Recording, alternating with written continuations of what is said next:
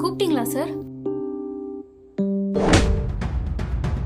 மாசமான கரெக்டா சம்பளம் மட்டும் வாங்க தெரியுதுல்ல, உங்களால ஒரு ப்ராஜெக்ட் டைமுக்கு முடிக்க தெரியாதா? சார் நான் கரெக்டாக தான் சார் பண்ணுறேன்.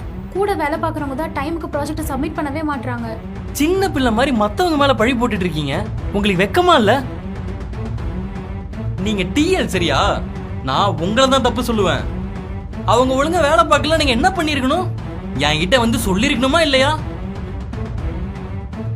ஏன் சொல்லல? இப்ப சொல்லுங்க மீனா, சொல்லுங்க.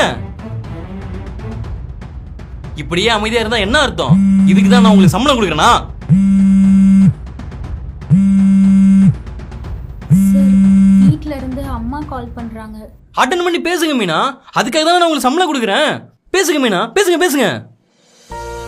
சாரி சார், நெக்ஸ்ட் டைம் இந்த மாதிரி நடக்காம பாத்துக்கிறேன். நீங்க ஈஸியா சொல்லிட்டீங்க நெக்ஸ்ட் டைம் பாத்துக்கிறேன்னு. இப்போ கம்பெனிக்கு 30 lakhs லாஸ், அது உங்களுக்கு தெரியுமா?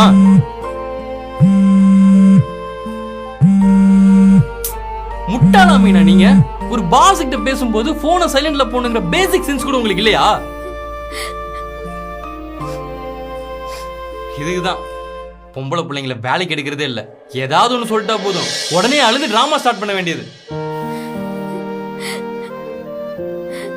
Sorry sir. போங்க, போய் வாங்குற சம்பளத்துக்கு கொஞ்சமாச்சு வேலை செய்யுங்க.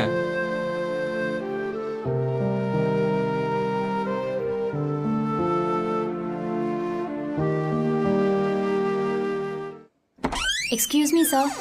யா கம் இன்.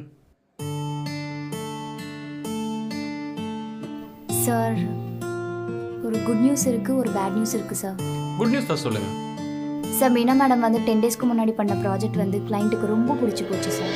அவங்க எந்த ஒரு கரெக்ஷனும் இல்லாமல் ஃபர்ஸ்ட் டிராஃப்ட்லேயே வந்து ஓகே சொல்லிட்டாங்க சார். அது மட்டும் இல்லாமல் அதே மாதிரி 10 ப்ராஜெக்ட்டுக்கு அக்ரிமெண்ட் வந்து போட பிளான் பண்ணியிருக்காங்கன்னு மெயில் பண்ணியிருக்காங்க சார்.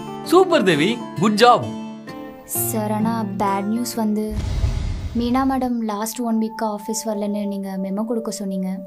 பட் ஆனால் அவங்க ரிசிக்னேஷன் லெட்டரோட ஆஃபீஸ் வந்திருக்காங்க சார்.